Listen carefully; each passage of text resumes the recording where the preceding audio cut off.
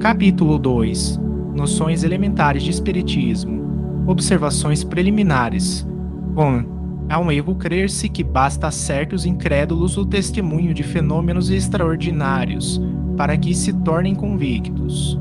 Quem não admite no homem a existência da alma ou espírito, também não a aceita fora dele e, portanto, negando a causa, nega implicitamente os efeitos. Os contraditores se apresentam quase sempre com uma ideia preconcebida que os desvia de uma observação séria e imparcial e levantam questões e objeções a que é impossível responder-se logo, de modo completo, porque seria preciso fazer-se, para cada um, uma espécie de curso, retomando as coisas desde o princípio. O estudo prévio tem como resultado evitar-se essas objeções que, na maioria, se originam da ignorância das causas dos fenômenos e das condições em que estes se produzem. 2. Quem não conhece o espiritismo supõe que se podem produzir fenômenos espíritas como se faz uma experiência de física ou de química.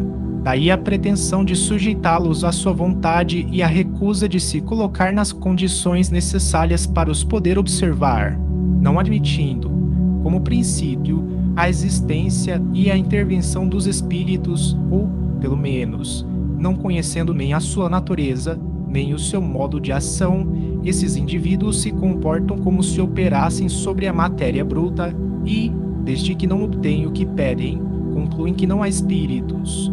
Colocando-se em um ponto de vista diferente, compreender-se-á que, não sendo os espíritos mais que almas dos homens, todos nós, depois da morte, seremos espíritos e que, nestas condições, também estaríamos pouco dispostos a servir de joguete para a satisfação das fantasias dos curiosos. 3.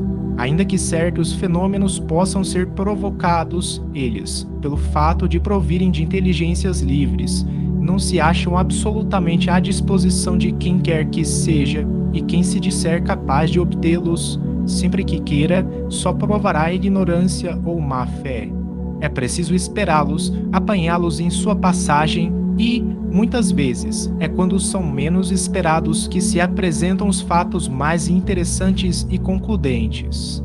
Aquele que seriamente deseja instruir-se deve, isto como em tudo, ter paciência e perseverança e colocar-se nas condições indispensáveis. De outra forma, é melhor não se preocupar com isso.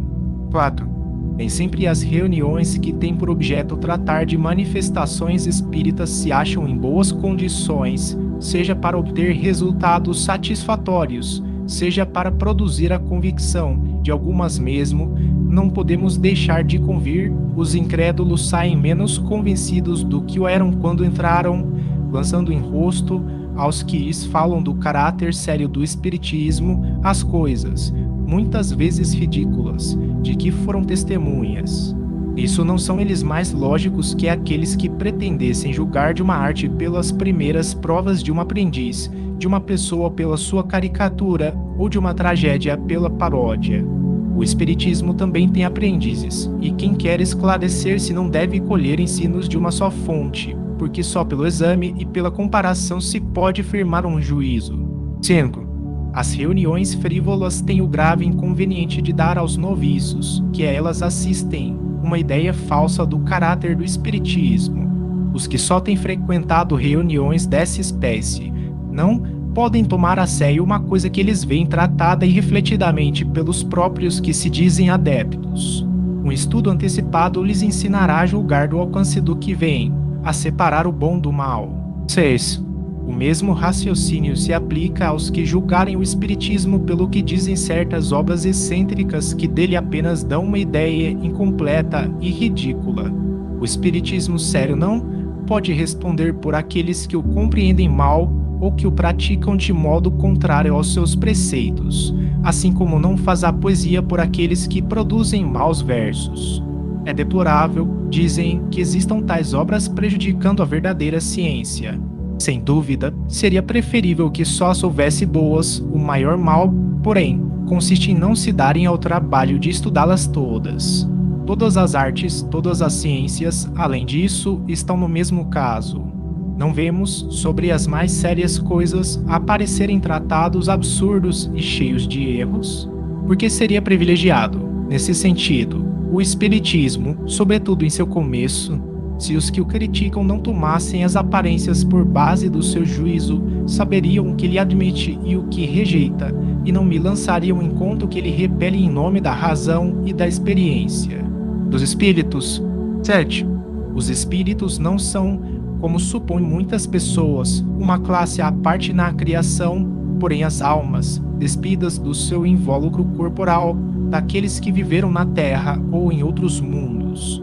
Aquele que admite a sobrevivência da alma ao corpo admite, pelo mesmo motivo, a existência dos espíritos. Negar os espíritos seria negar a alma. 8.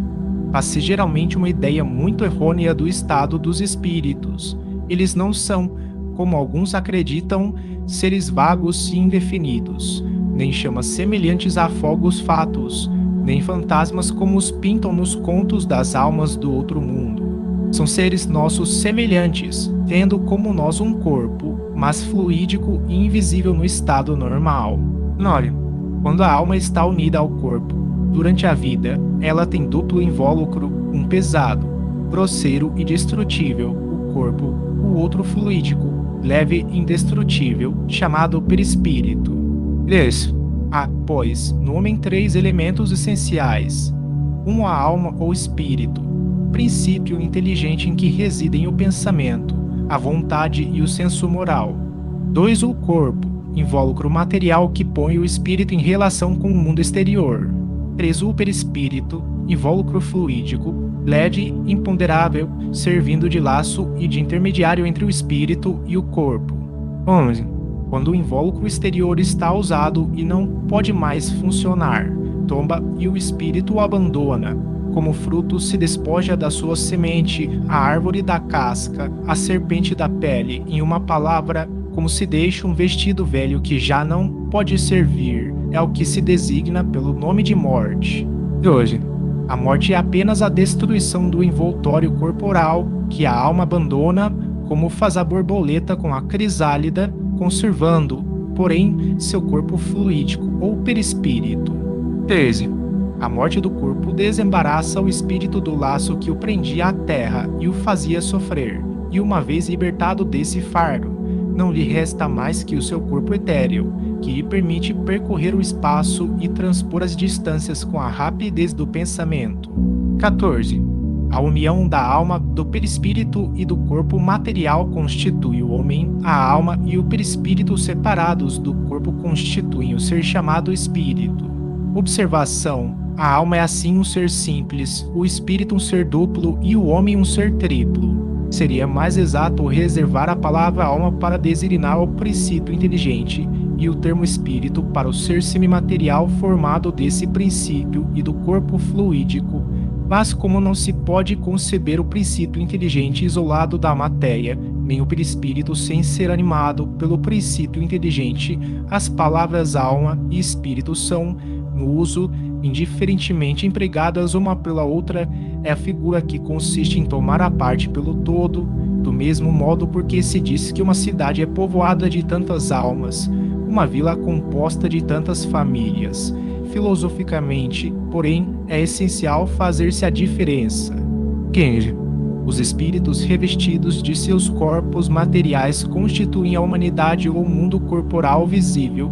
Despojados desses corpos, formam um mundo espiritual ou invisível que povoa o espaço e no meio do qual vivemos, noções elementares de espiritismo sem disso desconfiar, como vivemos no meio do mundo dos infinitamente pequenos, de que não suspeitávamos antes da invenção do microscópio.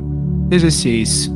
Os espíritos não são, portanto, entes abstratos, vagos e indefinidos, mas seres concretos e circunscritos, aos quais só falta serem visíveis para se assemelharem aos humanos, donde se segue que se, em dado momento, pudesse ser levantado o véu que nos esconde, eles formariam uma população cercando-nos por toda parte. 17. Os espíritos possuem todas as percepções que tinham na Terra, porém em grau mais alto, porque as suas faculdades não estão amortecidas pela matéria, eles têm sensações desconhecidas por nós, veem e ouvem coisas que os nossos sentidos limitados nos não permitem ver nem ouvir. Para eles não há obscuridade, excetuando-se aqueles que, por punição, se acham temporariamente nas trevas. Todos os nossos pensamentos neles se repercutem, e eles os leem como em um livro aberto, de modo que o que podíamos esconder a alguém durante a vida terrena, não mais o podemos depois da sua desencarnação. Ver o livro dos Espíritos, questão 237. 18. Os Espíritos estão em toda parte ao nosso lado, acotovelando-nos e observando-nos sem cessar. Por sua presença incessante entre nós, eles são os agentes de diversos fenômenos, desempenham um papel importante no mundo moral e, até certo ponto, no físico. Constituem, se o podemos dizer, uma das forças da natureza. 19. Desde que se admita a sobrevivência da alma ou do espírito, é racional que as suas afeições continuem, sem o que as almas dos nossos parentes e amigos seriam, pela morte, totalmente perdidas para nós.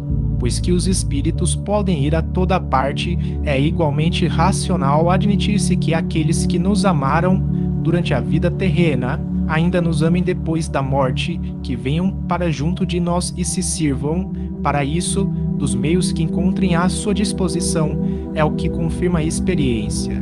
A experiência, de fato, prova que os espíritos conservam as afeições sérias que tinham na terra, que folgam em se juntarem àqueles a que amaram, sobretudo quando são por estes atraídos pelos sentimentos afetuosos que lhes dedicam, ao passo que se mostram indiferentes para com quem só lhes vota indiferença.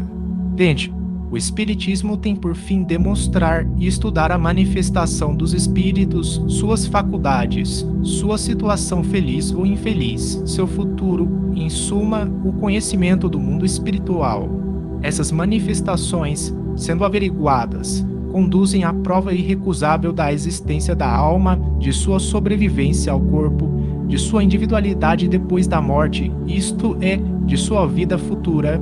Por isso ele é a negação das doutrinas materialistas, não tanto por meio de raciocínios, mas principalmente por fatos.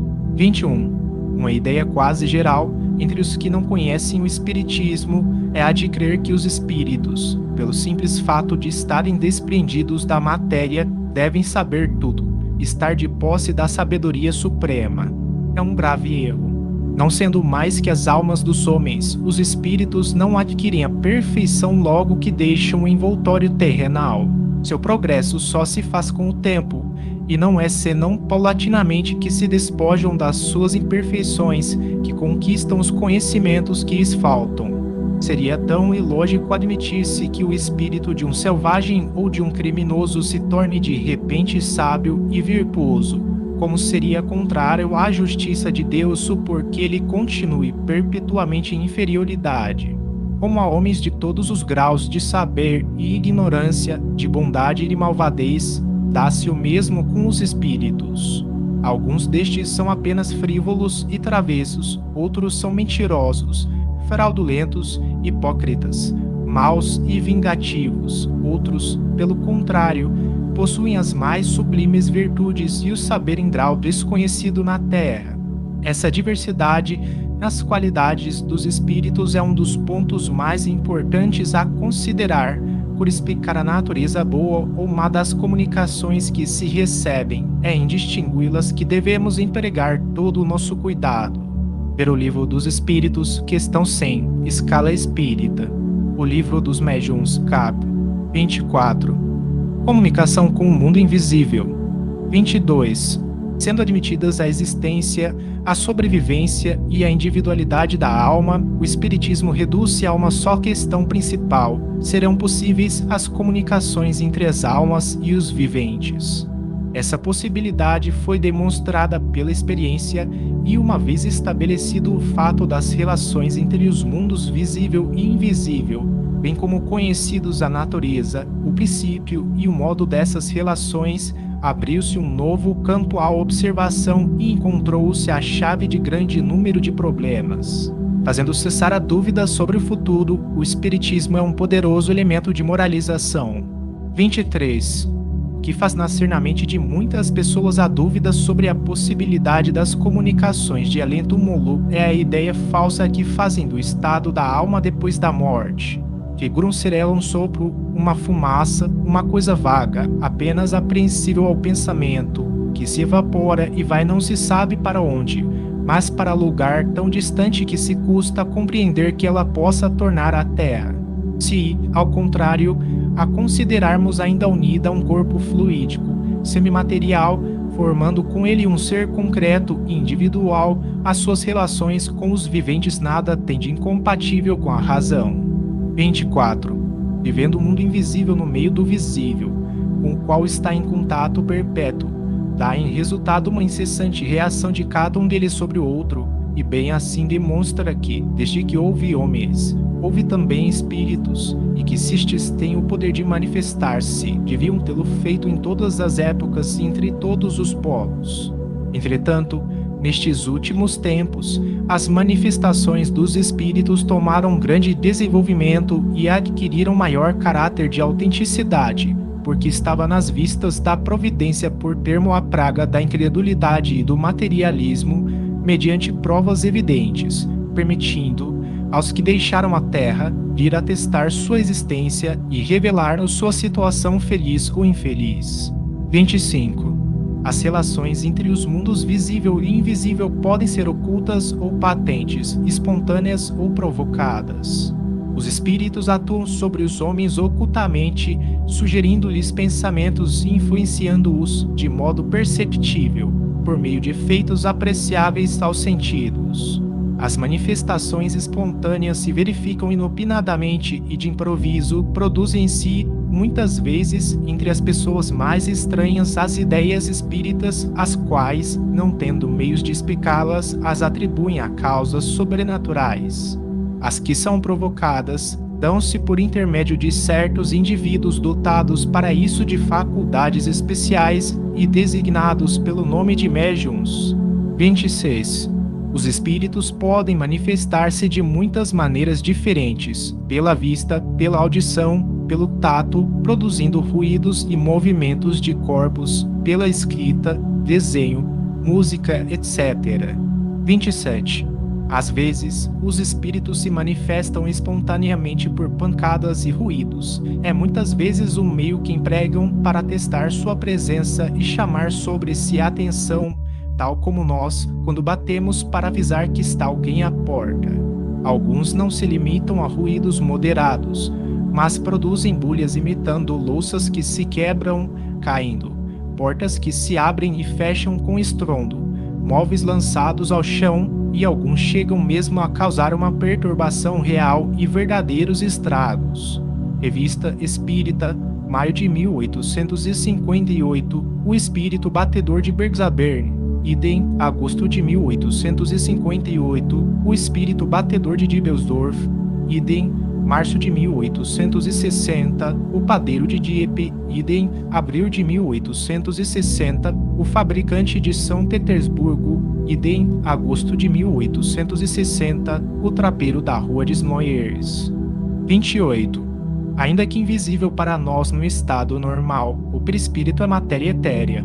Em certos casos, o espírito pode fazê-lo sofrer uma espécie de modificação molecular que o torna visível e mesmo tangível. É como se produzem as aparições, fenômeno que não é mais extraordinário que o do vapor que, invisível quando muito rarefeito, se torna visível por condensação. Os espíritos que se tornam visíveis apresentam-se, quase sempre, com as aparências que tinham em vida e que os podem tornar conhecidos. 29. A evidência permanente e geral de espíritos é muito rara, porém as aparições isoladas são assaz frequentes, sobretudo em ocasiões de morte. O espírito, quando deixa o corpo, parece ter pressa de ir ver seus parentes e amigos, como para adverti-los de já não estar na terra e dizer-lhes que ainda vive. Se passarmos em revista as nossas reminiscências, veremos quantos fatos autênticos dessa ordem, sem que os percebêssemos convenientemente, se deram conosco, não só de noite, durante o sono, senão também de dia e em completo estado de vigília. Outrora consideravam tais fatos como sobrenaturais e maravilhosos e os atribuíam à magia e à feitiçaria. Hoje, os incrédulos os classificam como um produto da imaginação, desde que, porém, a ciência espírita nos forneceu meios de explicá-los. Ficou-se sabendo como eles se produzem e que pertencem à classe dos fenômenos naturais. 30. Era por meio do perispírito que o espírito agia sobre o seu corpo quando vivo e ainda com esse mesmo fluido que ele se manifesta agindo sobre a matéria inerte, produzindo ruídos, movimentos de mesas e outros objetos que ele levanta, derruba ou transporta. Esse fenômeno nada terá de surpreendente se considerarmos que, entre nós, os mais poderosos motores se alimentam dos fluidos de maior rarefação e, mesmo, da dos imponderáveis, como o ar, o vapor e a eletricidade. É igualmente por meio do perispírito que o espírito faz os médiuns escreverem, falarem ou desenharem, não possuindo corpo tangível para atuar ostensivamente. Quando ele se quer manifestar, o espírito serve-se do corpo do médium, de cujos órgãos se apossa, fazendo-os agir como se fossem seus, por um eflúvio com que ele os envolve e penetra. 31. No fenômeno designado pelo nome de mesas girantes e falantes, é ainda pelo mesmo meio que o espírito age sobre o móvel, seja fazendo-o mover-se sem significação determinada, seja produzindo golpes inteligentes, indicando as letras do alfabeto para formar palavras e frases, fenômeno este designado pelo nome de tipologia. A mesa não é senão um instrumento de que ele então se serve, como faz com o lápis para escrever, dando-lhe vitalidade momentânea pelo fluido com que a penetra, mas não se identifica com ela. As pessoas que, presas de emoção, vendo manifestar-se-lhes um ser querido, abraçam a mesa, praticam um ato ridículo, porque é absolutamente o mesmo que abraçar a bengala de que se servisse um indivíduo para bater. O mesmo podemos dizer relativamente àquelas que dirigem a palavra à mesa, como se o espírito se achasse encerrado na madeira, ou se a madeira se tivesse tornado espírito. Por ocasião das comunicações dessa ordem, o espírito não se acha na mesa, mas ao lado do móvel, como faria se fosse vivo, e aí o veríamos, se nessa ocasião ele pudesse tornar-se visível. Dá-se o mesmo com as comunicações por escrito. O espírito coloca-se ao lado do médium, dirigindo-lhe a mão ou transmitindo-lhe o seu pensamento por uma corrente fluídica. Quando a mesa se levanta do solo e permanece no ar, sem ponto de apoio, não é com força braçal que o espírito a suspende, e sim pela ação de uma atmosfera fluídica com que ele a envolve e penetra, fluidos que neutralizam o efeito da gravitação, como faz o ar com os balões e papagaios. Esse fluido, penetrando a mesa, dá-lhe momentaneamente maior leveza específica. Quando a mesa descansa no solo, acha-se em caso análogo ao da campânula pneumática em que se fez o vácuo. São simples comparações estas para mostrar a analogia dos efeitos e não como absoluta semelhança das causas. Quando a mesa persegue alguém, não é o espírito que corre, porque ele pode ficar tranquilamente em seu lugar e somente lhe dar, por uma corrente fluídica, o impulso preciso para que ela se mova, segundo a sua vontade.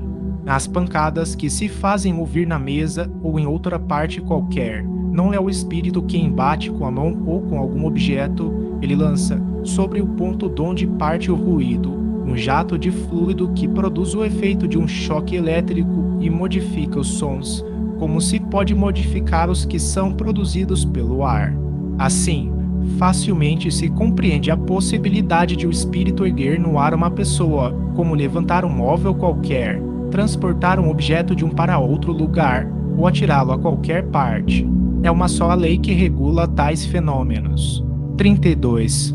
Pelo pouco que dissemos, pode-se ver que as manifestações espíritas, de qualquer natureza, nada têm de maravilhoso e sobrenatural. São fenômenos que se produzem em virtude da lei que rege as relações do mundo visível com o invisível, lei tão natural quanto as da eletricidade, da gravitação, etc. O espiritismo é a ciência que nos faz conhecer essa lei, como a mecânica nos ensina as do movimento, a ópticas da luz, etc.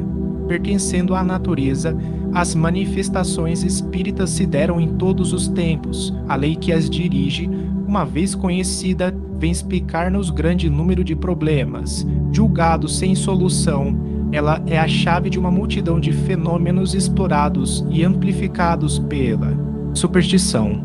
33.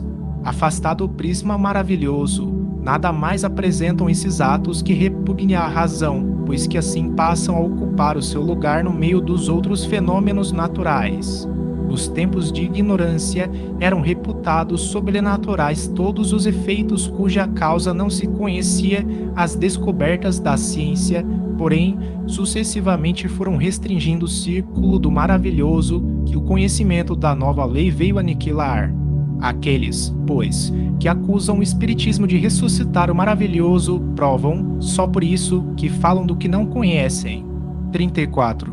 As manifestações dos espíritos são de duas naturezas, efeitos físicos e comunicações inteligentes. Os primeiros são os fenômenos materiais ostensivos, tais como os movimentos, ruídos, transportes de objetos, etc. Os outros consistem na troca regular de pensamentos por meio de sinais, da palavra e, principalmente, da escrita. 35. As comunicações que recebemos dos espíritos podem ser boas ou más, justas ou falsas, profundas ou frívolas, consoante a natureza dos que se manifestam. Os que dão provas de sabedoria e erudição são espíritos adiantados no caminho do progresso. Os que se mostram ignorantes e maus são os ainda atrasados, mas que com o tempo hão de progredir. Os espíritos só podem responder sobre aquilo que sabem, segundo o seu estado de adiantamento, e ainda dentro dos limites do que lhes é permitido dizer-nos, porque há coisas que eles não devem revelar, por não ser ainda dado ao homem tudo conhecer. 36. Da diversidade de qualidades e aptidões dos espíritos, resulta que não basta dirigirmos-nos a um espírito qualquer para obtermos uma resposta segura a qualquer questão, porque, acerca de muitas coisas, ele não nos pode dar mais que a sua opinião pessoal, a qual pode ser justa ou errônea. Se ele é prudente, não deixará de confessar sua ignorância sobre o que não conhece. Se é frívolo ou mentiroso, responderá de qualquer forma, sem se importar com a verdade. Se é orgulhoso, apresentará suas ideias como verdades absolutas.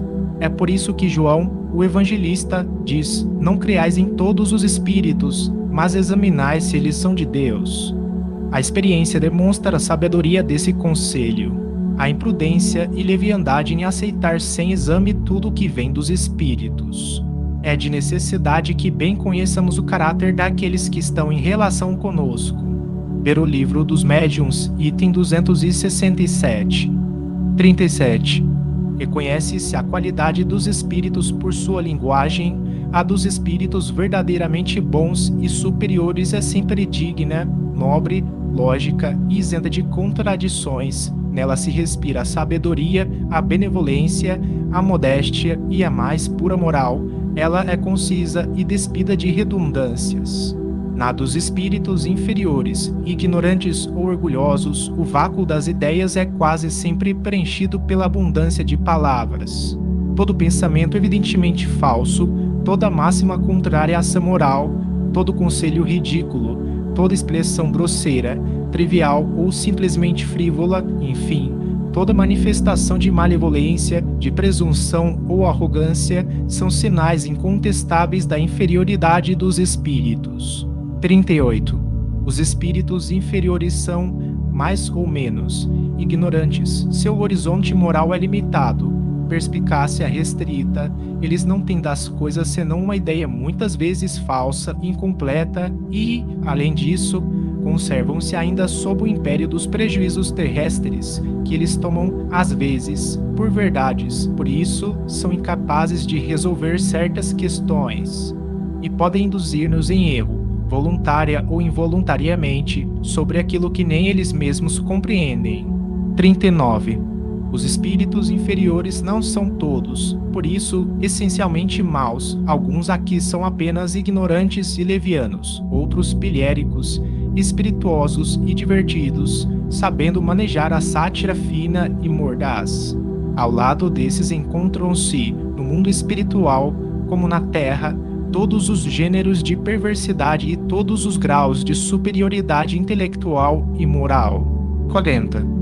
Os espíritos superiores não se ocupam senão de comunicações inteligentes que nos instruam. As manifestações físicas ou puramente materiais são, mais especialmente, obra dos espíritos inferiores, vulgarmente designados sob o nome de espíritos batedores. Como, entre nós, as provas de grande força são executadas por saltimbancos, e não por sábios. 41. Devemos sempre estar calmos e concentrados quando entrarmos em comunicação com os espíritos. Nunca se deve perder de vista que eles são as almas dos homens e que é inconveniente fazer do seu trabalho um passatempo ou pretexto de divertimentos. Se respeitamos os despojos mortais, maior respeito ainda nos devem merecer como espíritos. As reuniões frívolas, sem objetivo sério, faltam a um dever. Os que as compõem esquecem-se de que, de um momento para outro, podem entrar no mundo dos espíritos e não ficarão satisfeitos se os tratarem com pouca atenção. 42. Outro ponto igualmente essencial a considerar é que os espíritos são livres e só se comunicam quando querem, com quem lhes convém e quando as suas ocupações lhe o permitem. Não estão às ordens e à mercê dos caprichos de quem quer que seja. A ninguém é dado fazê-los manifestar-se quando não o queiram, nem dizer o que desejem calar, de sorte que ninguém pode afirmar que tal espírito há de responder ao seu apelo em dado momento, ou que há de responder a tal ou tal pergunta a que se dirigir. Asseverar o contrário é demonstrar ignorância dos princípios mais elementares do espiritismo. Só o charlatanismo tem princípios infalíveis. 43. Os espíritos são atraídos pela simpatia, semelhança de gostos, caracteres e intenção dos que desejam a sua presença. Os espíritos superiores não vão às reuniões fúteis, como um sábio da terra não vai a uma assembleia de rapazes levianos. O simples bom senso nos diz que isso não pode ser de outro modo. Se acaso, porém, eles aí se mostram algumas vezes. É somente com o fim de dar um conselho salutar, combater os vícios, reconduzir ao bom caminho os que dele se iam afastando. Então, se não forem atendidos, retiram-se. Forma juízo completamente errôneo aquele que crê que espíritos sérios se prestem a responder a futilidades, a questões ociosas em que se lhes manifeste pouca afeição, falta de respeito e nenhum desejo de se instruir, e ainda menos que eles venham dar-se em espetáculo para desfastio dos curiosos. Vivos, eles não fariam, mortos, também o não fazem. 44. A frivolidade das reuniões dá como resultado atrair os espíritos levianos que só procuram ocasião de enganar e mistificar.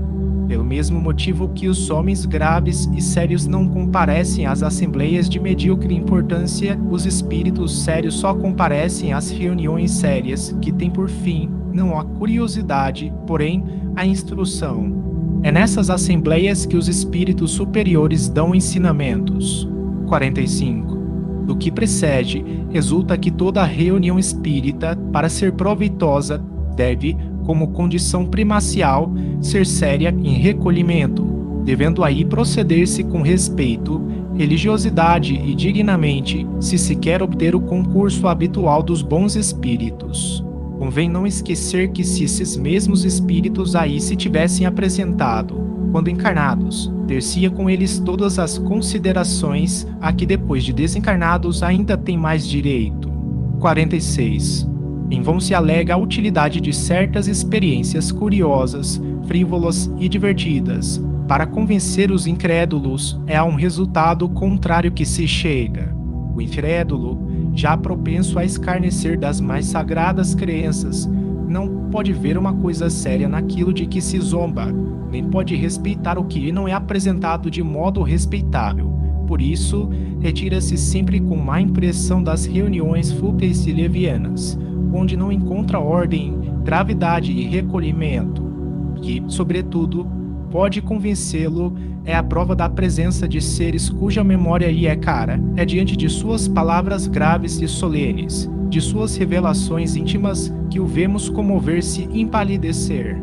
Mas pelo fato mesmo de lhe ter respeito, veneração e amor à pessoa cuja alma se lhe apresenta, fica chocado e escandalizado ao vê-la mostrar-se em uma assembleia irreverente, no meio de mesas que dançam e das gatimonhas dos espíritos brincalhões, incrédulo como é, sua consciência repele essa aliança do sério com o ridículo, do religioso com o profano.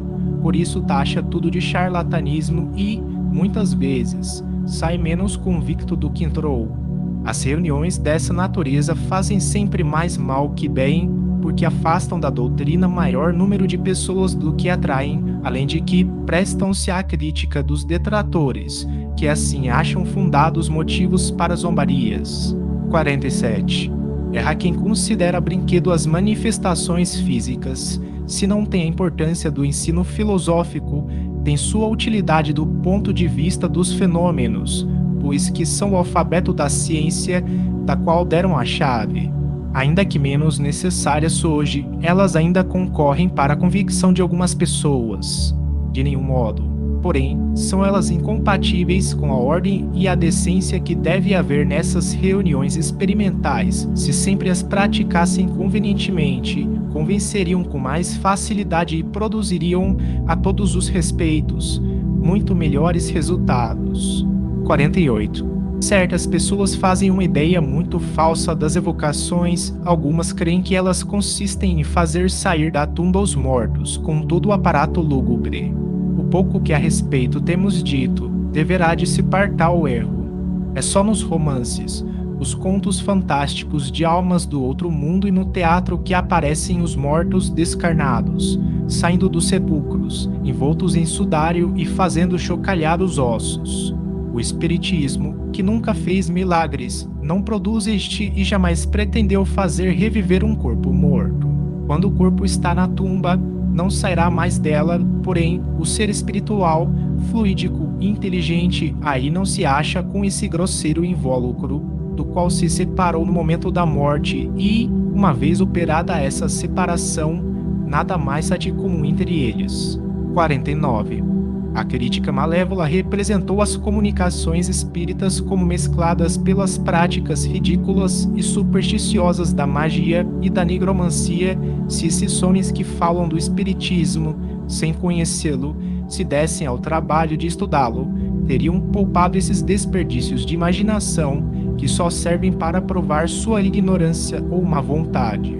As pessoas estranhas à ciência cumpre-nos dizer que, para nos comunicarmos com os espíritos, não há dias, horas e lugares mais propícios uns que os outros, que, para evocá-los, não existem fórmulas nem palavras sacramentais ou cabalísticas, que não se precisa para isso de preparação alguma, nem de iniciação, que o emprego de qualquer sinal ou objeto material, seja para atraí-los, seja para repeli-los, não exerce efeito algum, bastando só o pensamento e, finalmente, que os médiuns recebem as comunicações, tão simples e naturalmente como se fossem ditadas por uma pessoa viva, sem que saiam do estado normal. Só o charlatanismo pode inventar o emprego de modos excêntricos e acessórios ridículos. O apelo aos espíritos faz-se em nome de Deus, com respeito e recolhimento. É a única coisa que se recomenda às pessoas sérias que desejem entrar em relação com espíritos sérios. Fim providencial das manifestações espíritas. 50. O fim providencial das manifestações é convencer os incrédulos de que tudo para o homem não se acaba com a vida terrestre e dar aos crentes ideias mais justas sobre o futuro. Os bons espíritos nos vêm instruir para nosso melhoramento e avanço, e não para revelar-nos o que não devemos saber ainda, ou que só deve ser conseguido pelo nosso trabalho.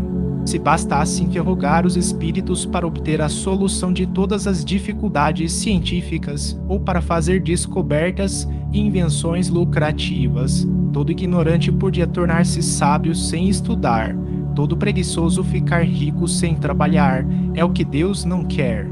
Os espíritos ajudam o homem de gênio pela inspiração oculta, mas não o eximem do trabalho nem das investigações, a fim de lhe deixar o mérito. 51. Faria ideia bem falsa dos espíritos quem neles quisesse ver auxiliares dos leitores da Buena Dicha. Os espíritos sérios se recusam a ocupar-se de coisas fúteis. Os frívolos e zombeteiros tratam de tudo, respondem a tudo, predizem tudo o que se quer, sem se importarem com a verdade, e encontram maligno prazer em mistificar as pessoas demasiado crédulas. Neste caso, é essencial conhecer-se perfeitamente a natureza das perguntas que se podem dirigir aos espíritos. Ver o Livro dos Médiuns, item 286. 52. Fora do terreno do que pode ajudar o nosso progresso moral, só há incerteza nas revelações que se podem obter dos espíritos. A primeira consequência má para aquele que desvia sua faculdade do fim providencial é ser mistificado pelos espíritos enganadores que pululam ao redor dos homens. A segunda é cair sob o domínio desses mesmos espíritos, que podem, por pérfidos conselhos, conduzi-lo a adversidades reais e materiais na terra. A terceira é perder, depois da vida terrestre, o fruto do conhecimento do espiritismo. 53. As manifestações não são, pois, destinadas a servir aos interesses materiais. Sua utilidade está nas consequências morais que delas dimanam. Não tivessem elas, porém, como resultado senão fazer conhecer uma nova lei da natureza, demonstrar materialmente a existência da alma e sua imortalidade, e já isso seria muito, porque era largo caminho novo aberto à filosofia. Dos médiuns. 54. Os médiuns apresentam numerosíssimas variedades nas suas aptidões, o que os torna mais ou menos próprios para a obtenção de tal ou tal fenômeno, de tal ou tal gênero de comunicação. Segundo essas aptidões, distinguimos-los por médiuns de efeitos físicos, de comunicações inteligentes, videntes, falantes, auditivos, sensitivos, desenhadores, poliglotas, poetas, músicos, escreventes, etc. Não devemos esperar do médium aquilo que está fora dos limites da sua faculdade. Sem o conhecimento das aptidões mediúnicas, o observador não pode achar a explicação de certas dificuldades ou de certas impossibilidades que se encontram na prática. Ver o Livro dos Médiuns, cap. 16, item 185. 55. Os médiuns de efeitos físicos são mais particularmente aptos para provocar fenômenos materiais, como movimentos, pancadas, etc., com o auxílio de mesas e outros objetos, quando esses fenômenos revelam um pensamento ou obedecem a uma vontade. São efeitos inteligentes que, por isso mesmo, denotam uma causa inteligente. É um dos modos por que os espíritos se manifestam.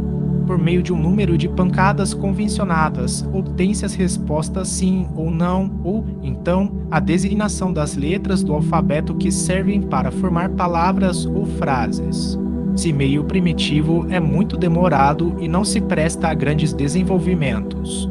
As mesas falantes foram a estreia da ciência, hoje, porém, que se possuem meios de comunicação tão rápidos e completos como entre os viventes, ninguém mais recorre àqueles senão acidentalmente e como experimentação. 56. De todos os meios de comunicação, a escrita é, ao mesmo tempo, o mais simples, o mais rápido, o mais cômodo e que permite mais desenvolvimento, é também a faculdade que se encontra mais frequentemente. 57. Para obter a escrita serviram-se, no princípio, de intermediários materiais como cestinhas, pranchetas, etc., munidas de um lápis. Ver o Livro dos Médiuns, cap. 13, item 152 e seguintes. Mais tarde, reconheceu-se a inutilidade desses acessórios e a possibilidade para os médiuns de escrever diretamente com a mão, como nas circunstâncias ordinárias. 58. O médium escreve sob a influência dos espíritos, que se servem dele como de um instrumento. Sua mão é arrastada por um movimento involuntário, que, o mais das vezes, não pode dominar. Certos médiums não têm consciência alguma do que escrevem, outros a têm mais ou menos vaga, ainda quando o pensamento lhes seja estranho. É o que distingue os médiums mecânicos dos médiums intuitivos ou semimecânicos. A ciência espírita explica o modo de transmissão do pensamento do espírito ao médium e o papel deste último nas comunicações. Pelo Livro dos Médiuns, cap. 15, item 179 e seguintes, cap. 19, item 223 e seguintes. 59. O médium não tem mais que a faculdade de se poder comunicar, mas a comunicação efetiva depende da vontade dos espíritos. Se estes não quiserem manifestar-se, aquele nada obterá será qual instrumento sem músico que o toque, visto que os espíritos só se comunicam quando querem ou podem. Não estão sujeitos ao capricho de ninguém. Nenhum médium tem o poder de forçá-los a se apresentarem. Isto explica a intermitência da faculdade nos melhores médiums e as interrupções que sofrem, às vezes, durante muitos meses. Seria, pois, um erro comparar a mediunidade a uma propriedade do talento. O talento adquire-se pelo trabalho. Quem o possui é sempre dele senhor, ao passo que o médium nunca é de sua faculdade, pois que ela depende de vontade estranha. 60. Os médiums de efeitos físicos que obtêm regularmente e à vontade a produção de certos fenômenos, admitindo que não haja embuste, estão em relação com espíritos de baixa esfera que se comprazem nessa espécie de exibições e que talvez foram prestidigitadores quando na Terra. Seria, porém, absurdo pensar que espíritos, mesmo de pouca elevação, se divirtam em executar farsas teatrais. 61. A obscuridade necessária à produção de certos efeitos físicos presta-se, sem dúvida, à suspeita, mas nada prova contra a realidade deles. Sabemos que em química algumas combinações não podem ser operadas à luz, que muitas composições e decomposições se produzem sob a ação do fluido luminoso. Ora, todos os fenômenos espíritas são resultantes de uma combinação dos fluidos próprios do espírito com os do médium. Desde que esses fluidos são matéria, não admira que, em certas circunstâncias, essa combinação seja contrariada pela presença da luz. 62. As comunicações inteligentes realizam-se igualmente pela ação fluídica do espírito sobre o médium, sendo preciso que o fluido deste último se identifique com o do espírito. A facilidade das comunicações depende do grau de afinidade existente entre os dois fluidos. Cada médium é assim mais ou menos apto para receber a impressão ou a impulsão do pensamento de tal ou tal espírito, podendo ser bom instrumento para um e péssimo para outro. Resulta daí que, se achando juntos dois médiums igualmente bem dotados, poderá o espírito manifestar-se por um e não por outro. 63. É um erro acreditar-se que basta ser médium para receber, com igual facilidade, comunicações de qualquer espírito. Não existem médiums universais para as evocações, nem com aptidão para produzir todos os fenômenos. Os espíritos buscam, de preferência, os instrumentos que lhes sejam mais apropriados, e por isso o primeiro médium que tenhamos à mão seria o mesmo que obrigar uma pianista a tocar violino, supondo que, por saber música, pode ela tocar qualquer instrumento. 140 noções elementares de espiritismo. 64. Sem a harmonia, que só pode nascer da assimilação fluídica, as comunicações são impossíveis, incompletas ou falsas. Podem ser falsas, porque, em vez do espírito que se deseja, não faltam outros, sempre prontos a manifestarem-se e que pouco se importam com a verdade. 65. A assimilação fluídica e, algumas vezes, totalmente impossível entre certos espíritos e certos médiums, outras vezes, e é o caso mais comum, ela não se estabelece senão gradualmente e com o tempo, é o que explica a maior facilidade com que os espíritos se manifestam pelo médium com que estão mais habituados, e também porque as primeiras comunicações atestam quase sempre certo constrangimento e são menos explícitas. 66. A assimilação fluídica é tão necessária nas comunicações pela titologia como pela escrita, visto que, Tanto num como no outro caso, se trata da transmissão do pensamento do espírito, qualquer que seja o meio material por que ela se faça. 67. Não se pode impor um médium ao espírito que se quer evocar, convindo deixar-lhe a escolha do instrumento.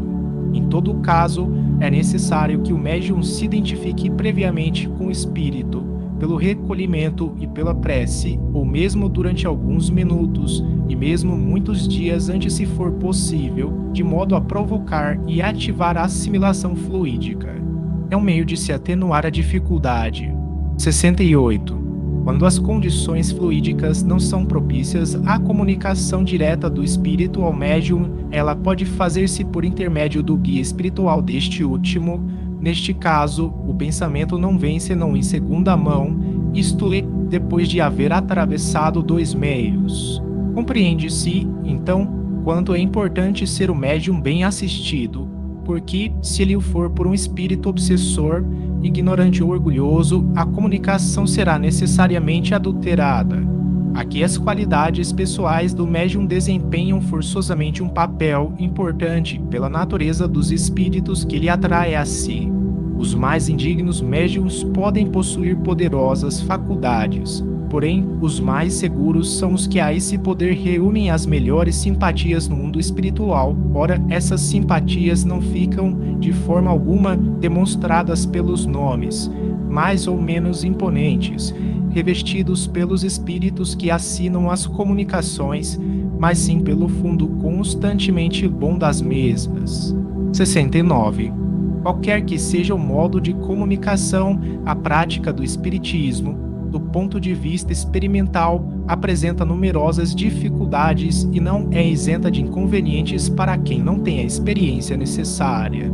Quer se experimente mesmo, quer se seja simples observador das experiências de outrem, é essencial saber distinguir as diferentes naturezas dos espíritos que se podem manifestar, conhecer a causa de todos os fenômenos, as condições em que se podem produzir, os obstáculos que podem ser opostos, a fim de que se não perca tempo pedindo o impossível. Não é menos necessário conhecer todas as condições e escolhas da mediunidade, a influência do meio, das disposições morais, etc. Ver o livro dos médiuns, segunda parte. Escolhos da mediunidade. 70. Um dos maiores escolhos da mediunidade é a obsessão, isto é, o domínio que certos espíritos podem exercer sobre os médiuns, impondo-se sob nomes apócrifos e impedindo que se comuniquem com outros espíritos. É também um obstáculo que se depara todo observador novato e inexperiente que, não conhecendo os caracteres desse fenômeno, pode ser iludido pelas aparências, como aquele que, desconhecendo a medicina, pode enganar-se sobre a causa e natureza de qualquer mal. Se o estudo prévio, neste caso, é útil para o observador, mas indispensável é ao médium, a quem fornece os meios de prevenir um inconveniente que poderia trazer bem desagradáveis consequências. Assim, é pouca toda recomendação para que o estudo preceda a prática. Ver o livro dos médiuns, cap. 23. 71. A obsessão apresenta 3 graus principais bem característicos: a obsessão simples, a fascinação e a subjugação.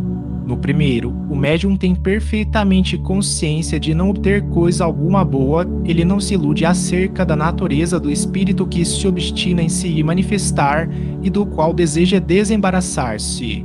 Este caso não oferece gravidade alguma. É um simples incômodo, do qual o médium se liberta, deixando momentaneamente de escrever. O espírito, cansando-se de não ser ouvido, acaba por se retirar. A fascinação obsessional é muito mais grave, porque nela o médium é completamente iludido.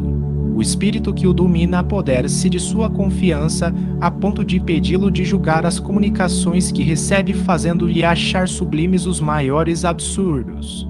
O caráter distintivo deste gênero de obsessão é provocar no médium uma excessiva suscetibilidade e levá-lo a não acreditar bom, justo e verdadeiro, senão o que ele escreve, a repelir e, mesmo, considerar mal todo o conselho e toda a observação crítica, preferindo romper com os amigos a convencer-se de que está sendo enganado, a encher-se de inveja contra os outros médiuns cujas comunicações sejam julgadas melhores que as suas, a querer impor-se nas reuniões espíritas, das quais se afasta quando não pode dominá-las.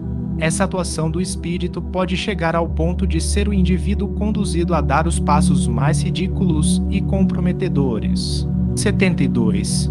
Um dos caracteres distintivos dos maus espíritos é a imposição. Eles dão ordens e querem ser obedecidos. Os bons nunca se impõem, dão conselhos e, se não são atendidos, retiram-se. Resulta daí que a impressão que em nós produzem os maus espíritos é sempre penosa, fatigante e muitas vezes desagradável. Ela provoca uma agitação febril, movimentos bruscos e desordenados. A dos bons, pelo contrário, é calma, branda e agradável. 73. A subjugação obsessional, designada outrora sob o nome de possessão, é um constrangimento físico exercido sempre por espíritos da pior espécie e que pode ir à neutralização do livre-arbítrio do paciente. Ela se limita, muitas vezes, a simples impressões desagradáveis, porém, muitas vezes provoca movimentos desordenados, atos insensatos, gritos, palavras injuriosas ou incoerentes, de que o subjugado, às vezes, compreende o ridículo, mas não pode abster-se. Este estado difere essencialmente da loucura patológica com que erradamente a confundem, pois na possessão não há lesão orgânica alguma, sendo diversa a causa, outros devem ser também os meios de curá-la. A aplicação do processo ordinário das duchas e tratamentos corporais poderá, muitas vezes, determinar o aparecimento de uma verdadeira loucura onde só havia uma causa moral. 74. Na loucura propriamente dita, a causa do mal é interna. Importa restituir o organismo ao seu estado normal. Na subjugação, essa causa é externa, e tem-se necessidade de libertar o doente de um inimigo invisível, não lhe opondo remédios materiais, porém uma força moral superior à dele. A experiência prova que nunca, em tal caso, os exorcismos produziram resultado satisfatório. Antes agravaram que minoraram a situação. Indicando a verdadeira fonte do mal, só o espiritismo pode dar os meios de combatê-lo, fazendo a educação moral do espírito obsessor por conselhos prudentemente dirigidos. Chega-se a torná-lo melhor e a fazê-lo renunciar voluntariamente à atormentação do enfermo, que então fica livre. Ver o Livro dos Médiuns, item 279. Revista Espírita, fevereiro, março e junho de 1864, a jovem obsedada de Marmande. 75. A subjugação obsessional é ordinariamente individual, quando, porém, uma falange de espíritos maus se lança sobre uma povoação, ela pode apresentar caráter epidêmico. Foi um fenômeno desse gênero que se verificou ao tempo do Cristo. Só um poder moral superior podia então domar esses entes malfazejos, designados sob o nome de demônios, e restituir a calma às suas vítimas. 20. 76. Um fato importante a considerar-se é que a obsessão, qualquer que seja a sua natureza, é independente da mediunidade e que ela se encontra de todos os graus, principalmente do último, em grande número de pessoas que nunca ouviram falar de espiritismo. De fato, os espíritos, tendo existido em todos os tempos, têm sempre exercido a mesma influência. A mediunidade não é uma causa, mas simples modo de manifestação dessa influência, pelo que podemos dizer com certeza que todo médium obsidiado sofre de um modo qualquer e, muitas vezes, os atos mais comuns da sua vida, os efeitos dessa influência que, sem a mediunidade, se manifestaria por outros efeitos, muitas vezes atribuídos a enfermidades misteriosas, que escapam às investigações da medicina. Pela mediunidade, o ente maléfico denuncia a sua presença, sem ela, é um inimigo oculto de quem se não desconfia. 77. Os que repelem tudo que não afete os nossos sentidos não admitem essa causa oculta, mas quando a ciência tiver saído da senda materialista, reconhecerá na ação do mundo invisível que nos cerca e no meio do qual vivemos, um poder que reage sobre as coisas físicas, assim como sobre as morais. Será um novo caminho aberto ao progresso e a chave de grande número de fenômenos até hoje mal compreendidos. 78. Como a obsessão nunca pode ser produto de um bom espírito, torna-se um ponto essencial saber reconhecer-se a natureza dos que se apresentam. O médium não esclarecido pode ser enganado pelas aparências, mas o prevenido percebe o menor sinal suspeito e o espírito, vendo que nada pode fazer, retira-se. O conhecimento prévio dos meios de distinguir os bons dos maus espíritos é, pois, indispensável ao médium que se não quer expor a cair num laço. Ele o é também ao simples observador, que pode, por esse meio, apreciar o justo valor do que vê e ouve. Pelo Livro dos Médiuns, cap. 24. Qualidades dos médiuns. 79. A faculdade mediúnica é uma propriedade do organismo e não depende das qualidades morais do médium. Ela se nos mostra desenvolvida tanto nos mais dignos como nos mais indignos. Não se dá, porém, o mesmo com a preferência que os espíritos bons dão ao médium. 80. Os espíritos bons se comunicam mais ou menos de boa vontade por esse ou aquele médium, segundo a simpatia que lhe votam.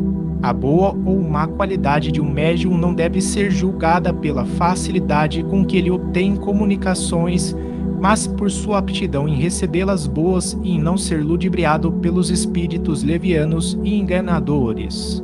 81. Os médiums menos moralizados recebem também, algumas vezes, excelentes comunicações que não podem vir senão de bons espíritos, o que não deve ser motivo de espanto. É muitas vezes no interesse dos médiums e com o fim de dar-lhes sábios conselhos. Se eles os desprezam, maior será a sua culpa, porque são eles que lavram a sua própria condenação. Deus, cuja bondade é infinita, não pode recusar assistência àqueles que mais necessitam dela.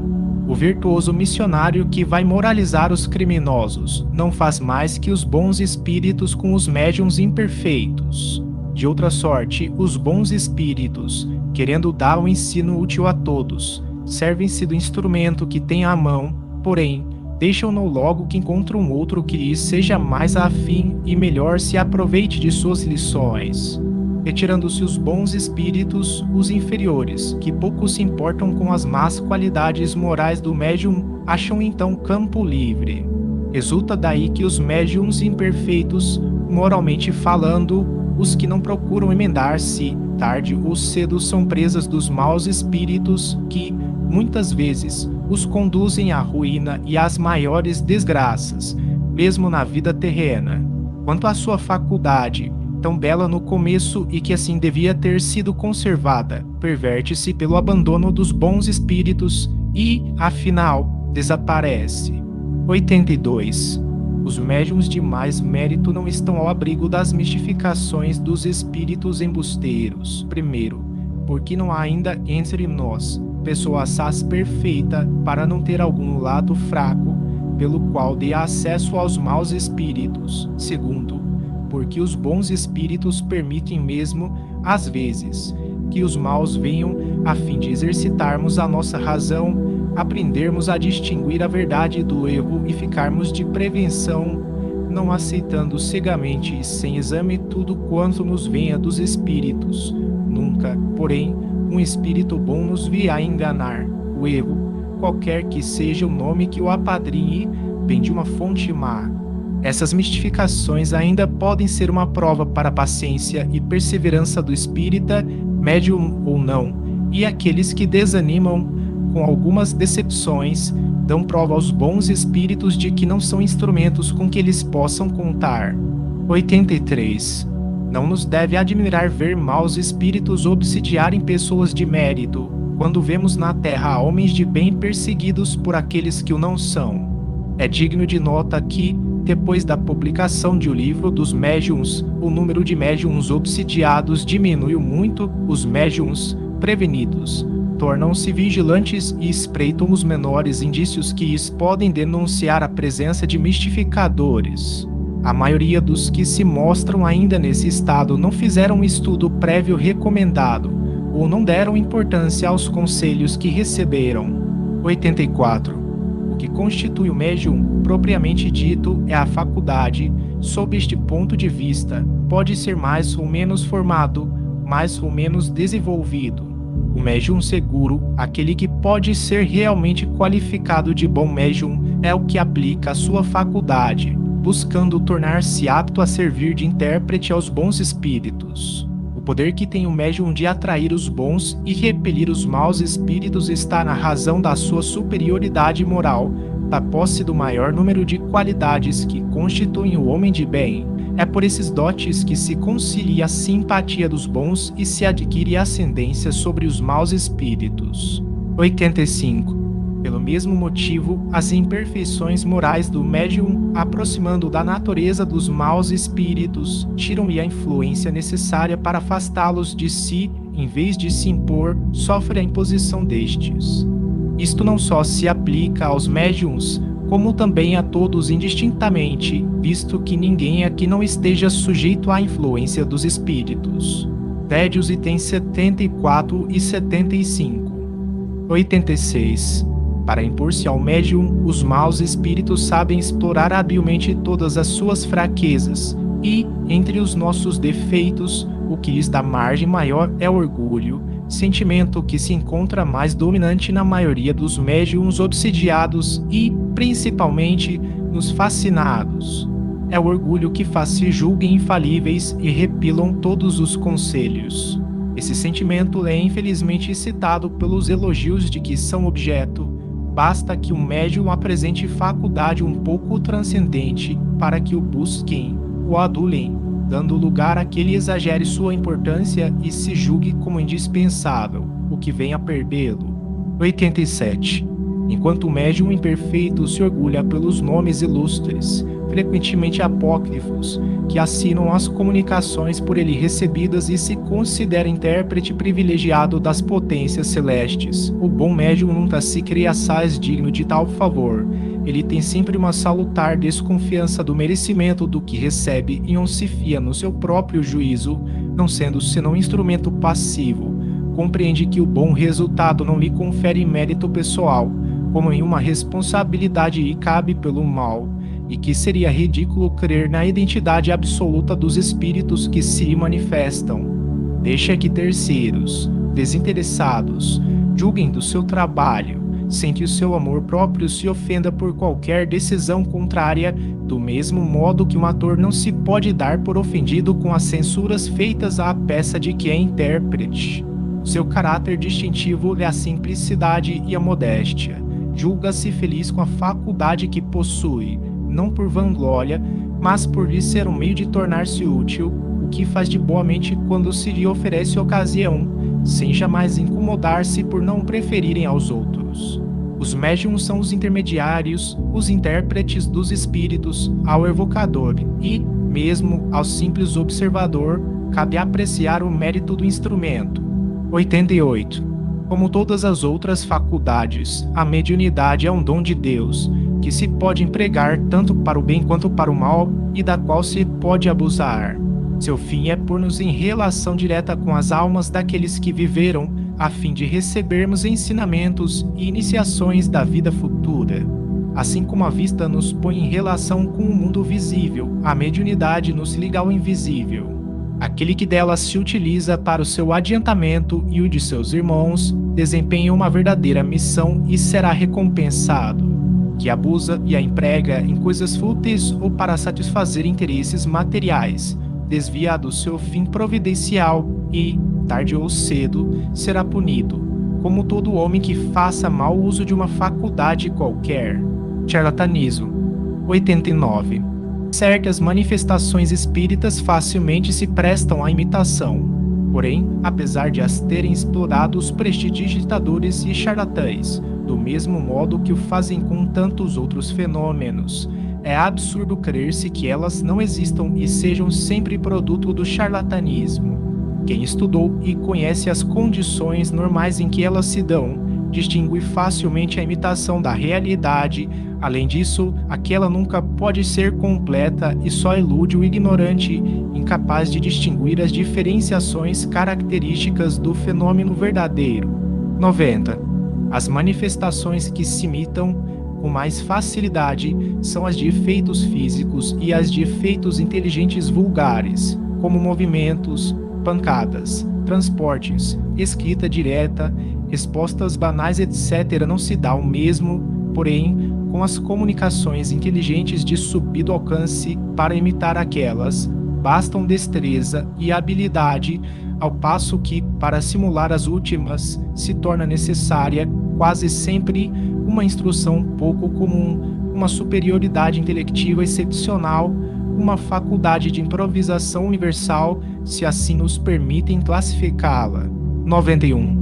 Os que não conhecem o espiritismo são geralmente induzidos a suspeitar da boa-fé dos médiuns. Só o estudo e a experiência lhes poderão fornecer os meios de se certificarem da realidade dos fatos. Fora disso, a melhor garantia que podem ter está no desinteresse absoluto e na probidade do médium a pessoas que, por sua posição e caráter, estão acima de qualquer suspeita. Se a tentação do lucro pode excitar a fraude, o bom senso diz que o charlatanismo não se mostra onde nada tem a ganhar. Pelo Livro dos Médiuns, cap.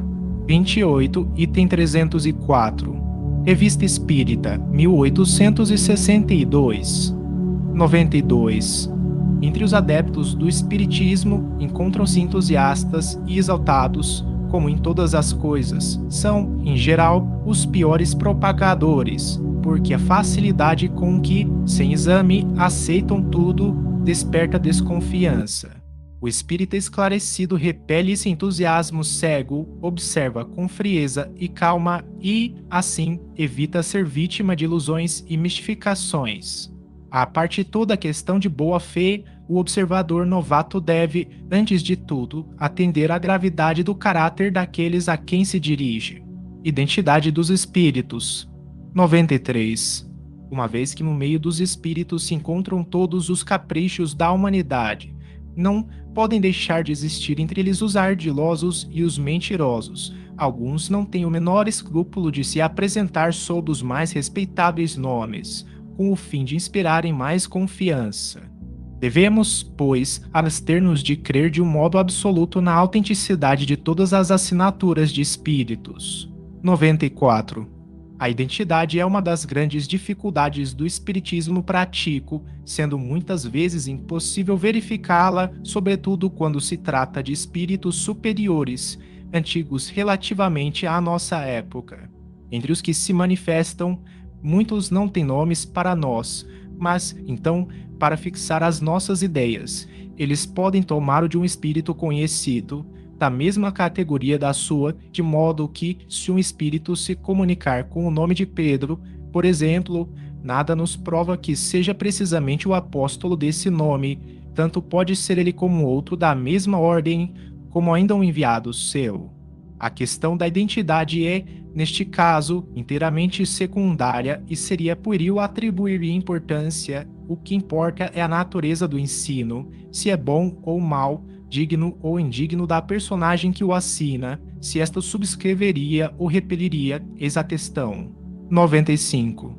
A identidade é de mais fácil verificação quando se trata de espíritos contemporâneos, cujo caráter e hábitos sejam conhecidos, porque é por esses mesmos hábitos e particularidades da vida privada que a identidade se revela mais seguramente e, muitas vezes, de modo incontestável. Quando se evoca um parente ou um amigo, é a personalidade que interessa, e então é muito natural buscar se reconhecer a identidade, os meios, porém, que geralmente emprega para isso quem não conhece o espiritismo, senão imperfeitamente, são insuficientes e podem induzir a erro. 96. O espírito revela sua identidade por grande número de circunstâncias patenteadas nas comunicações, nas quais se refletem seus hábitos, caráter, linguagem e até locuções familiares.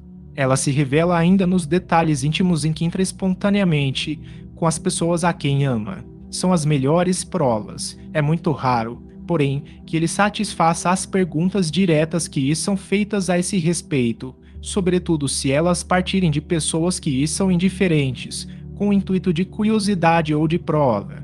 O espírito demonstra a sua identidade como quer e pode, segundo o gênero de faculdade do seu intérprete e, às vezes, essas provas são superabundantes. O erro está em querer que ele as dê, como deseja o evocador. É então que ele recusa sujeitar-se às exigências. Ver o Livro dos Médiuns, cap. 24. Revista Espírita, março de 1862, Carriere, constatação de identidade. Contradições. 97. As contradições que frequentemente se notam na linguagem dos espíritos não podem causar admiração senão aqueles que só possuem da ciência espírita um conhecimento incompleto, pois são a consequência da natureza mesma dos espíritos, que, como já dissemos, não sabem as coisas senão na razão do seu adiantamento, sendo que muitos podem saber menos que certos homens. Sobre grande número de pontos, eles não emitem mais que a sua opinião pessoal, que pode ser mais ou menos acertada, e conservar ainda um reflexo dos prejuízos terrestres de que se não despojaram, outros forjam sistemas seus, sobre aquilo que ainda não conhecem, particularmente no que diz respeito a questões científicas e à origem das coisas. Nada, pois, há de surpreendente em que nem sempre estejam de acordo. 98. Levantam-se de encontrarem comunicações contraditórias assinadas por o mesmo nome. Somente os espíritos inferiores mudam de linguagem com as circunstâncias, mas os espíritos superiores nunca se contradizem. Por pouco que se esteja iniciado nos mistérios do mundo espiritual, sabe-se com que facilidade certos espíritos adotam nomes diferentes, para dar mais peso às suas palavras. Disso com segurança se pode inferir que se duas comunicações, radicalmente contraditórias no fundo, trazem o mesmo nome respeitável, uma delas é necessariamente apócrifa. 99. Dois meios podem servir para fixar as ideias sobre as questões duvidosas. O primeiro é submeter todas as comunicações ao exame severo da razão, do bom senso e da lógica. É uma recomendação que fazem todos os bons espíritos, a distância de fazê-la os maus, pois sabem não ter senão a perder com esse exame sério, pelo que evitam discussão e querem ser queridos sob palavra. O segundo critério da verdade está na concordância do ensino. Quando o mesmo princípio é ensinado em muitos pontos por diferentes espíritos e médiuns estranhos uns aos outros e isentos de idênticas influências, pode-se concluir que ele está mais próximo da verdade do que aquele que emana de uma só fonte e é contradito pela maioria. Ver o Livro dos Médiuns, cap. 27. Revista Espírita, abril 1864, Autoridade da Doutrina Espírita, Controle Universal do Ensino dos Espíritos. O Evangelho segundo o Espiritismo, Introdução. Consequências do Espiritismo. C. Ante a incerteza das revelações feitas pelos Espíritos, perguntarão para que serve, então, o estudo do Espiritismo? Para provar materialmente a existência do mundo espiritual. Sendo o mundo espiritual formado pelas almas daqueles que viveram, resulta de sua admissão à prova da existência da alma e sua sobrevivência ao corpo. As almas que se manifestam nos revelam suas alegrias ou seus sofrimentos, segundo o modo por que empregaram o tempo de vida terrena. Nisto temos a prova das penas e recompensas futuras. Descrevendo no seu estado e situação, as almas ou espíritos retificam as ideias falsas que faziam da vida futura e, principalmente, acerca da natureza e duração das penas.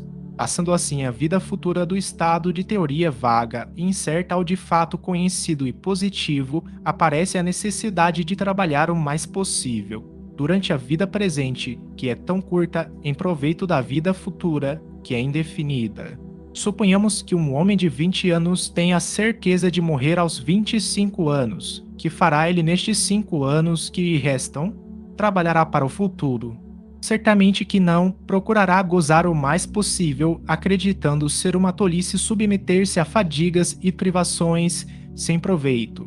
Se, porém, ele tiver a certeza de viver até os 80 anos, seu procedimento será outro, porque então compreenderá a necessidade de sacrificar alguns instantes do repouso atual para assegurar o repouso futuro durante longos anos. O mesmo se dá com aquele que tem a certeza da vida futura. A dúvida relativamente a esse ponto conduz naturalmente a tudo sacrificar aos gozos do presente, daí ligar-se excessiva importância aos bens materiais. A importância que se dá aos bens materiais excita a cobiça, a inveja e o ciúme do que tem pouco contra aquele que tem muito. Da cobiça ao desejo de adquirir, por qualquer preço, o que o vizinho possui. O passo é simples, daí ódios, querelas, processos, guerras e todos os males engendrados pelo egoísmo. Com a dúvida sobre o futuro, o homem, acabrunhado nesta vida pelo desgosto e pelo infortúnio, não vê senão na morte o termo dos seus sofrimentos, e assim, nada esperando, procura pelo suicídio a aproximação desse termo. Sem esperança de futuro, é natural que o homem seja afetado e se desespere com as decepções porque passa. Os abalos violentos que experimenta repercutem-lhe no cérebro e são a fonte da maioria dos casos de loucura. Sem a vida futura, a atual se torna para o homem a coisa capital, o único objeto de suas preocupações, ao qual ele tudo subordina. Por isso, quer gozar a todo custo, não só os bens materiais como as honrarias, aspira a brilhar, elevar-se acima dos outros, eclipsar os vizinhos por seu fausto e posição. Daí a ambição desordenada e a importância que liga aos títulos e a todos os efeitos da vaidade, pelos quais ele é capaz de sacrificar a própria honra, porque nada mais vê além. A certeza da vida futura e de suas consequências muda-lhe totalmente a ordem de ideias e lhe faz ver as coisas por outro prisma. É um véu que se levanta descobrindo imenso e esplêndido horizonte. Diante da infinidade e grandeza da vida de além-túmulo, a vida terrena some-se como um segundo na contagem dos séculos, como o grão de areia ao lado de uma montanha. Tudo se torna pequeno, mesquinho, e ficamos pasmos de haver dado importância a coisas tão efêmeras e pueris. Daí, no meio dos acontecimentos da vida, uma calma, uma tranquilidade que já constituem uma felicidade, comparadas às desordens e tormentos a que nos sujeitamos com o fito de nos elevarmos acima dos outros. Daí, também, para as vicissitudes e decepções, uma indiferença que, tirando todo motivo de desespero, afasta numerosos casos de loucura e desvia forçosamente o pensamento do suicídio. Com a certeza do futuro, o homem espera e se resigna, com a dúvida perde a paciência, porque nada espera do presente. O exame daqueles que já viveram, provando que a soma da felicidade futura está na razão do progresso moral efetuado e do bem que se praticou na terra, que a soma de desditas está na razão dos vícios e más ações, imprime em quantos estão bem convencidos dessa verdade uma tendência, assaz natural, para fazer o bem e evitar o mal. Quando a maioria dos homens estiver convencida dessa ideia, quando ela professar esses princípios e praticar o bem, este, impreterivelmente, triunfará do mal aqui na terra. Procurarão os homens não mais se molestarem uns aos outros, regularão suas instituições sociais, tendo em vista o bem de todos, e não o proveito de alguns. Em uma palavra, compreenderão que a lei da caridade ensinada pelo Cristo é a fonte da felicidade, mesmo neste mundo, e assim basearão as leis civis sobre as leis da caridade. A demonstração da existência do mundo espiritual que nos cerca e de sua ação sobre o mundo corporal é a revelação de uma das forças da natureza e, por consequência, a chave de grande número de fenômenos até agora incompreendidos, tanto na ordem física quanto na moral. Quando a ciência levar em conta essa nova força até hoje desconhecida, retificará imenso número de erros provenientes de atribuir tudo a uma única causa, a matéria. O conhecimento dessa nova causa nos fenômenos da natureza será uma alavanca para o progresso, produzirá o efeito da descoberta de um agente inteiramente novo. Com o auxílio da lei espírita, o horizonte da ciência se alargará, como se alargou com o da lei da gravitação. Quando do alto de suas cátedras os sábios proclamarem a existência do mundo espiritual e sua participação nos fenômenos da vida, eles infiltrarão na mocidade o contraveneno das ideias materialistas, em vez de redispô-lo à negação do futuro. Nas lições de filosofia clássica, os professores ensinam a existência da alma e seus atributos segundo as diversas escolas, mas sem apresentar provas materiais. Não parece estranho que, quando se lhes fornecem as provas que não tinham, eles as repilam e classifiquem de superstições. Não será isso mesmo que confessar a seus discípulos que eles lhes ensinam a existência da alma, mas que de tal fato não tem prova alguma? Quando um sábio emite uma hipótese sobre um ponto de ciência, procura com empenho e colhe com alegria tudo o que possa demonstrar a veracidade dessa hipótese, como, pois, um professor de filosofia cujo dever é provar a seus discípulos que eles têm uma alma, despreza os meios de lhes fornecer uma patente demonstração. 101. Suponhamos que os espíritos sejam incapazes de ensinar-nos alguma coisa além do que já sabemos ou do que por nós mesmos poderemos saber, vê-se que só a demonstração da existência do mundo espiritual conduz forçosamente a uma revolução nas ideias.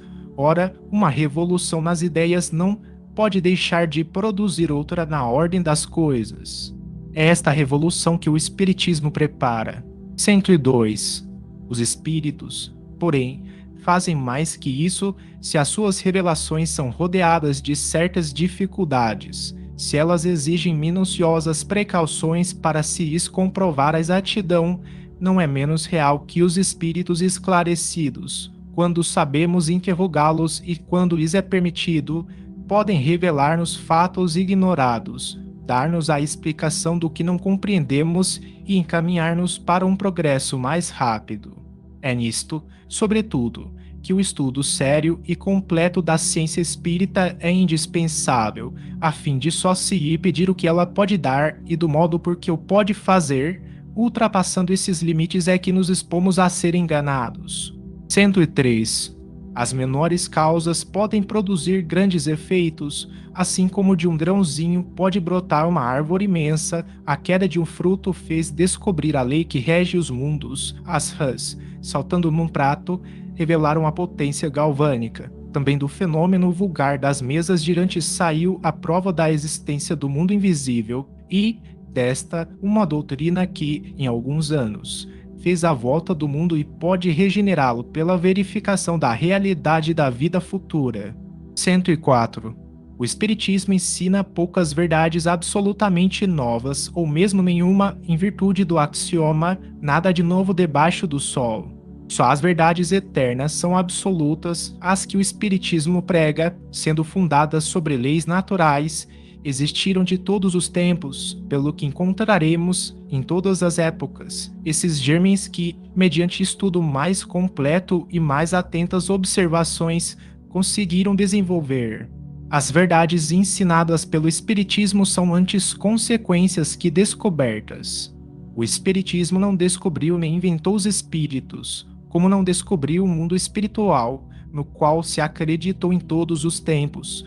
Todavia, ele o prova por fatos materiais e o apresenta em sua verdadeira luz, desembaraçando-o dos preconceitos e ideias supersticiosas, filhos da dúvida e da incredulidade.